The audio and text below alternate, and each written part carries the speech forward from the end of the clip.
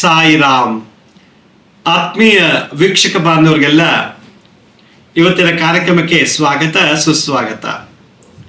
ವೀಕ್ಷಕರೇ, ಮೊನ್ನೆ ಸಂಚಿಕೆಯಲ್ಲಿ ಗ್ರಾಮ ಚಂಡಾಳಿನಿ ದೃಷ್ಟಿದೋಷದಿಂದ ಒಬ್ಬ ಮನೆ ಅಥವಾ ಒಬ್ಬ ವ್ಯಕ್ತಿ ಅಥವಾ ಒಬ್ಬ ಸ್ತ್ರೀ ಅಥವಾ ಮಕ್ಕಳು ಅಥವಾ ಸಾಕು ಪ್ರಾಣಿಗಳ ಮೇಲೆ ದೃಷ್ಟಿ ಬಿದ್ದಾಗ ಏನೆಲ್ಲ ಅನಾಹುತಗಳಾಗುತ್ತದೆ, ಅದಕ್ಕೆ ಏನು ಪರಿಹಾರ ಮಾಡ್ಕೋಬೇಕು ಅಂತ ಹೇಳಿದ್ದೆ.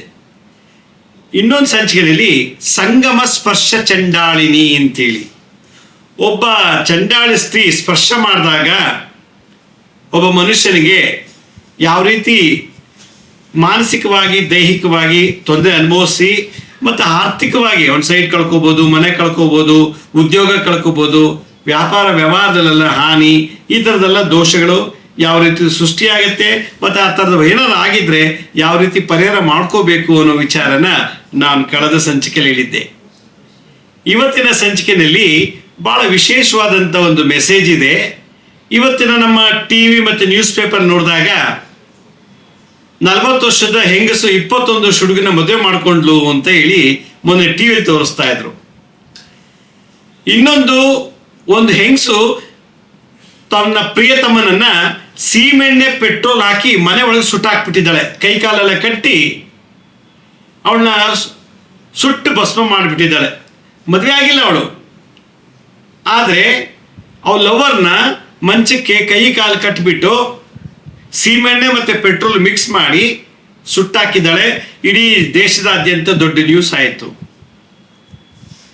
ಇನ್ನೊಂದು ಕಡೆ ಒಂದು ಹೆಂಗಸು ಮದುವೆ ಆಗಿ 2 ಮಕ್ಕಳಿದ್ದಾರೆ, ಆದರೆ ಆ ಹೆಂಗಸಿಗೆ ತನ್ನ ಗಂಡನಿಗಿಂತ ಚಿಕ್ಕ ವಯಸ್ಸು ಹುಡುಗರು ಬೇಕು ಅನ್ನೋ ಒಂದು ಬಯಕೆ. ಎಷ್ಟೋ ಹೆಂಗಸರು ತಮ್ಮ ಹಣದ ಆಸೆಗೋಸ್ಕರ, ಕಾಮದ ಆಸೆಗೋಸ್ಕರ, ಸುಖ ಐಶ್ವರ್ಯಕ್ಕೋಸ್ಕರ ಒಂದು ಹುಡುಗನ್ನ ಬಲೆಗೆ ಹಾಕೊಂಡ್ಬಿಟ್ಟು ಅವನ ಮಾನಸಿಕವಾಗಿ ದೈಹಿಕವಾಗಿ ಕಂಟ್ರೋಲ್ ತಗೊಂಡ್ಬಿಡ್ತಾರೆ. ಇವತ್ತು ದಿವಸ ನಮ್ಮ ಟಿ ವಿ ಮಾಧ್ಯಮ, ಪತ್ರಿಕಾ ಮಾಧ್ಯಮದಲ್ಲಿ ನಾವು ಗಮನಿಸ್ತಾನೆ ಇರ್ತೀವಿ. ನಾನು ಈಗ ಒಂದು ತಿಂಗಳಿಂದ ನೋಡ್ತಾ ಇದ್ದೆ ಟಿ ವಿನಲ್ಲಿ, ಒಂದು ಹೆಂಗಸು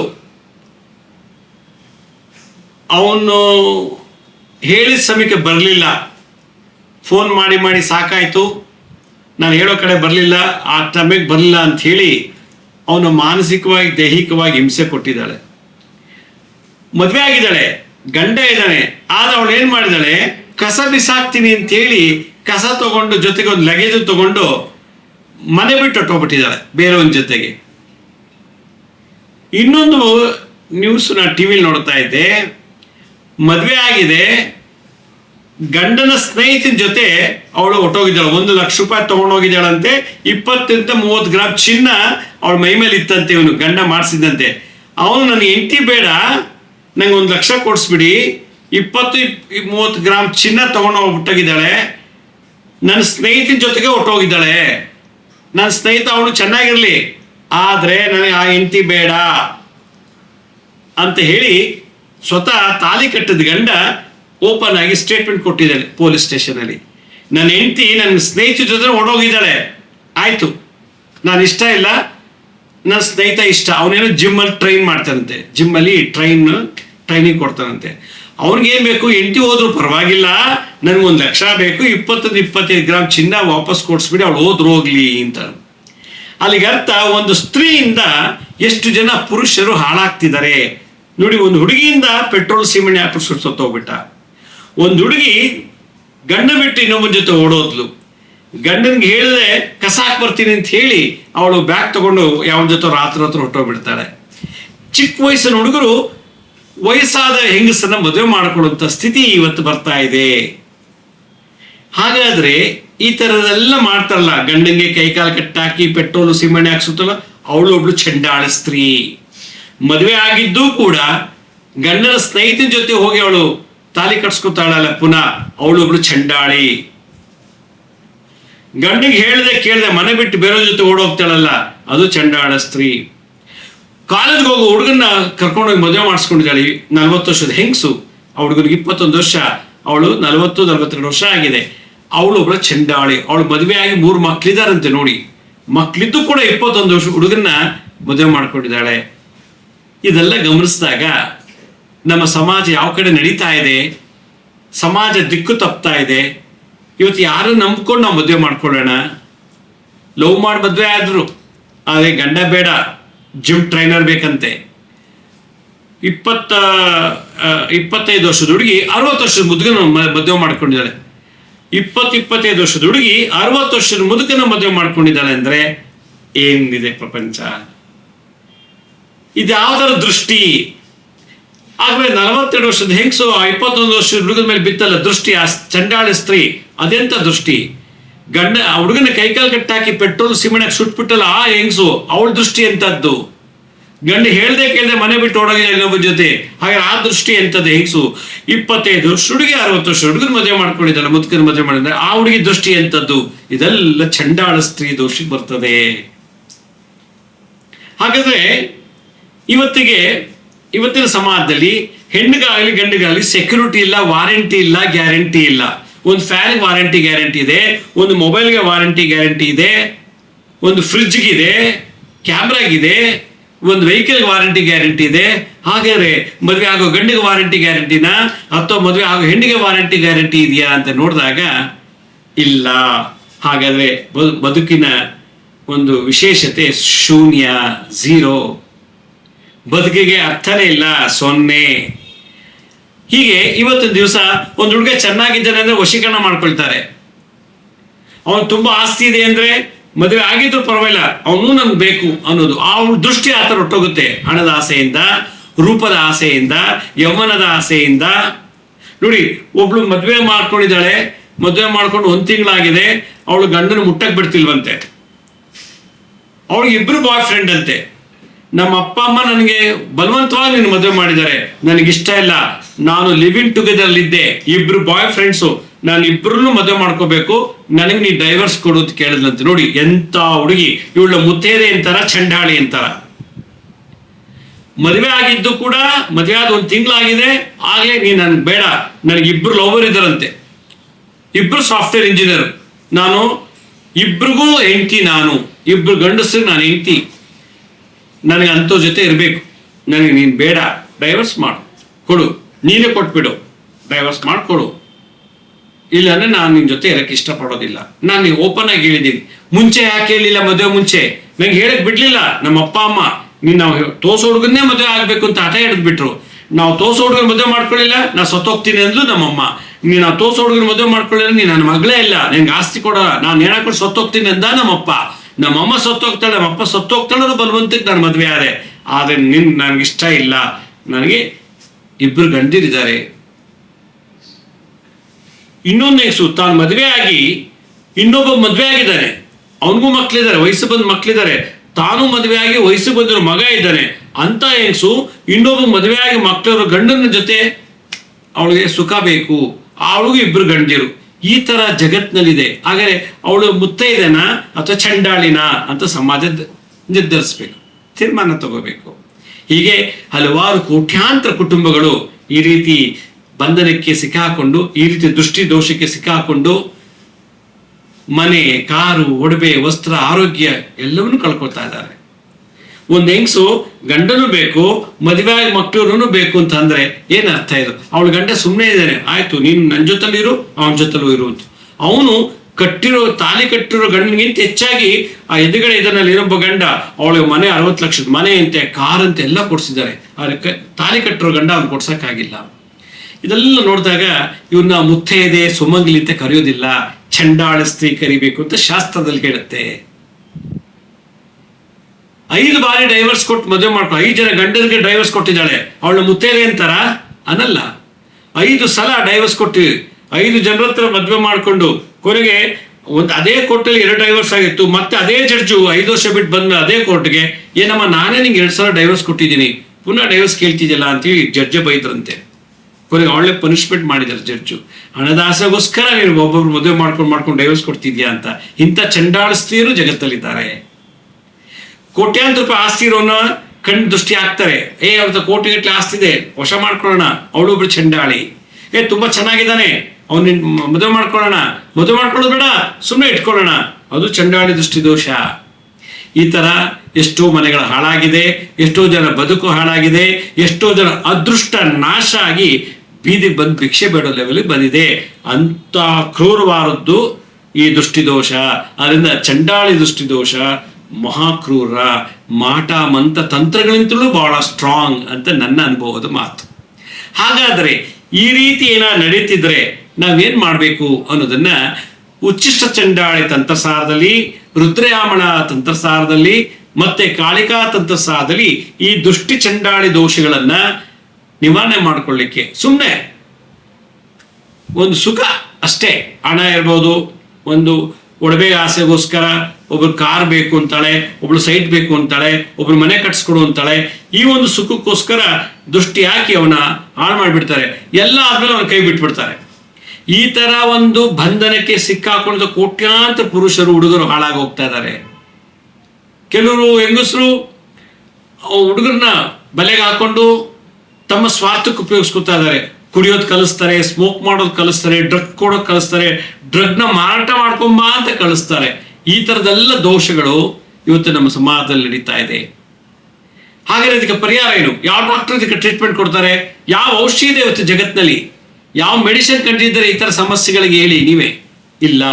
ಅದರಿಂದ ಈ ತರ ದೋಷದಿಂದ ನಮ್ಮ ಜಾತಕದಲ್ಲಿ ಗುರು, ರಾಹು, ಕೇತು, ಶುಕ್ರರು ಈ 4 ಜನದಿಂದ ಬರುವಂತ ಈ ಒಂದು ದೃಷ್ಟಿ ನಮ್ಮ ಮೇಲೆ ಬೀಳಬಾರ್ದು. ಮದುವೆ ಆಗಿರೋರ ಮೇಲೆ ಬೀಳಬಾರ್ದು, ಮದುವೆ ಆಗದಿರೋ ಹುಡುಗರ ಮೇಲೆ ಬೀಳಬಾರ್ದು, ವ್ಯಾಪಾರಸ್ಥರ ಮೇಲೆ ಬೀಳಬಾರ್ದು, ಉದ್ಯೋಗ ಮಾಡುವಂತ ಪುರುಷರ ಮೇಲಿದ್ದ ದೃಷ್ಟಿ ಚಂಡಾಳಿ ದೋಷ ಬೀಳಬಾರ್ದು ಅನ್ನೋದಾಗಿದ್ರೆ ಏನ್ ಮಂತ್ರ ತಂತ್ರ ಮಾಡಬೇಕು ಅನ್ನೋದನ್ನ ತಂತ್ರಸಾಧು ಉಲ್ಲೇಖನ ಮಾಡಿದ್ರೆ ಏನ್ ಮಾಡಬೇಕು?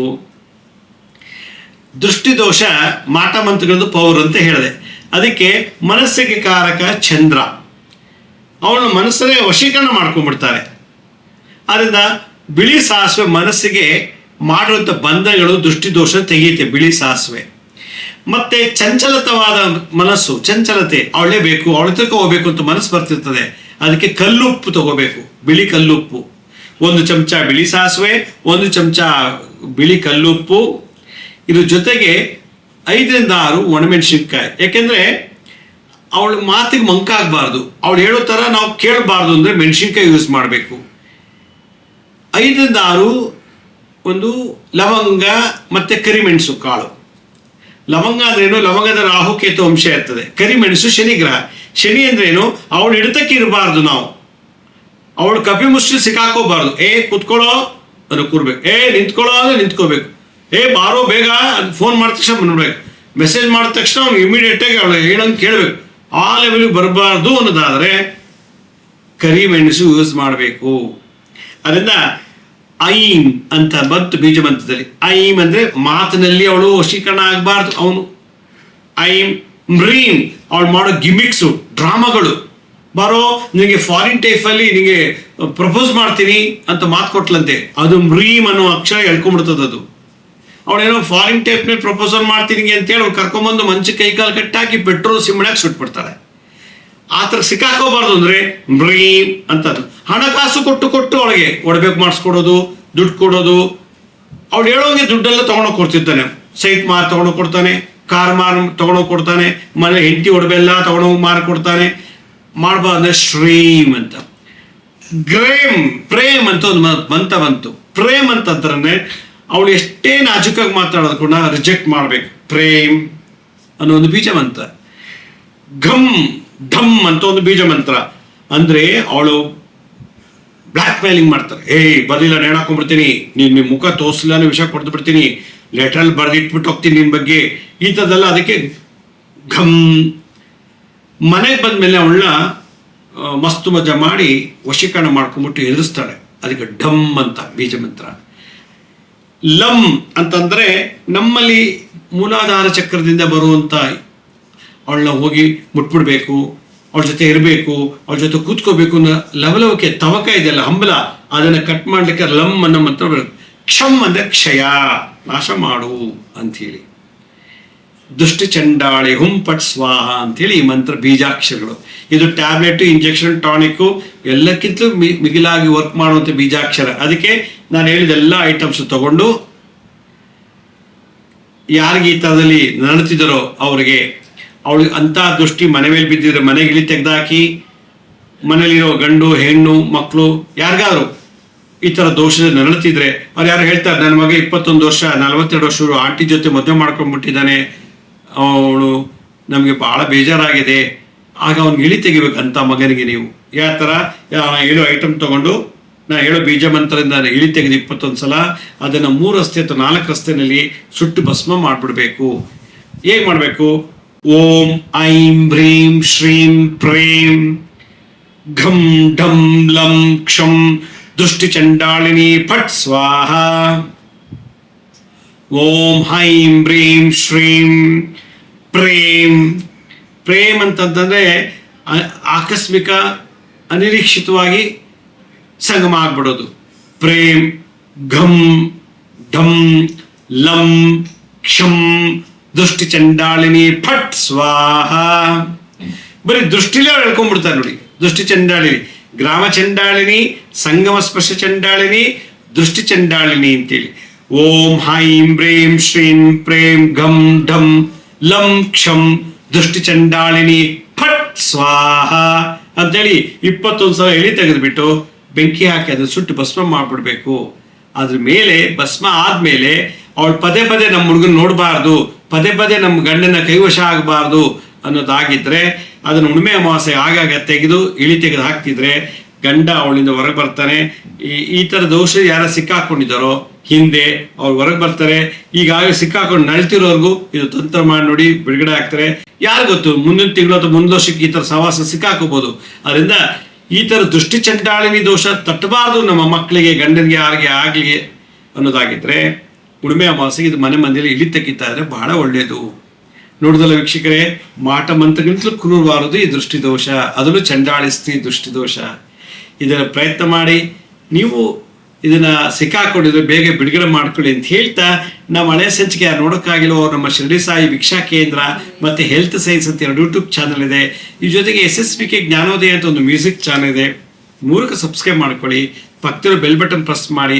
ನೋಡಾದ್ಮೇಲೆ ಲೈಕ್ ಅನ್ನೋ ಬಟನ್ ಮರೆದೇ ಪ್ರೆಸ್ ಮಾಡಿ. ಲೈಕ್ ಅಂತ ಪ್ರೆಸ್ ಮಾಡಿದ ತಕ್ಷಣವೇ ನಮಗೆ ನೀವು ಒಂದು ರೀತಿ ಎಂಕರೇಜ್ ಮಾಡಿದ ಹಾಗೆ. ಆಮೇಲೆ ನೀವು ನೋಡಿದಂಥ ಎಪಿಸೋಡ್ನ ಆ ಲಿಂಕನ್ನು ನಿಮ್ಮ ಬಂಧು ಮಿತ್ರರಿಗೆ ವಾಟ್ಸಪ್ ಮುಖಾಂತರ ಇಮೇಲ್ ಮುಖಾಂತರ ಶೇರ್ ಮಾಡಿ. ಗುರುಜಿ ಲಕ್ಷ್ಮೀ ಶ್ರೀನಿವಾಸ್ ಅಂತೇಳಿ ಫೇಸ್ಬುಕ್, ಇನ್ಸ್ಟಾಗ್ರಾಮು, ಟ್ವಿಟರ್, ಲಿಂಕ್ಡ್ಇನ್ನಲ್ಲೂ ಕೂಡ ನಾವು ಟೈಮ್ ಟು ಟೈಮ್ ಅಪ್ಲೋಡ್ ಮಾಡ್ತಿರ್ತೀವಿ. ಮತ್ತು ಅಪಾಯಿಂಟ್ಮೆಂಟ್ಸ್ ಬೇಕಿದ್ದರು www.lakshmisrinivas.in ಅಂತ ನೀವೇ ಲಾಗಿನ್ ಆಗಿ ಯಾವ ಡೇಟು ಯಾವ ಟೈಮ್ಗೆ ಬುಕ್ ಮಾಡ್ಕೋಬೋದು ಅಂತ ಹೇಳ್ತಾ ಇವತ್ತಿನ ಸಂಚಿಕೆ ಮುಗಿಸ್ತಾ ಇದ್ದೀನಿ. ಇದೇ ರೀತಿ ಮುಂದಿನ ಸಂಚಿಕೆಯಲ್ಲಿ ಮತ್ತಷ್ಟು ವಿಶೇಷವಾದಂಥ ಮಾಹಿತಿಯನ್ನು ತಮ್ಮನ್ನ ಭೇಟಿ ಮಾಡ್ತೀನಿ. ಅಲ್ಲಿವರೆಗೂ ನನ್ನ ನಮಸ್ಕಾರ. ಸಾಯಿರಾಮ್.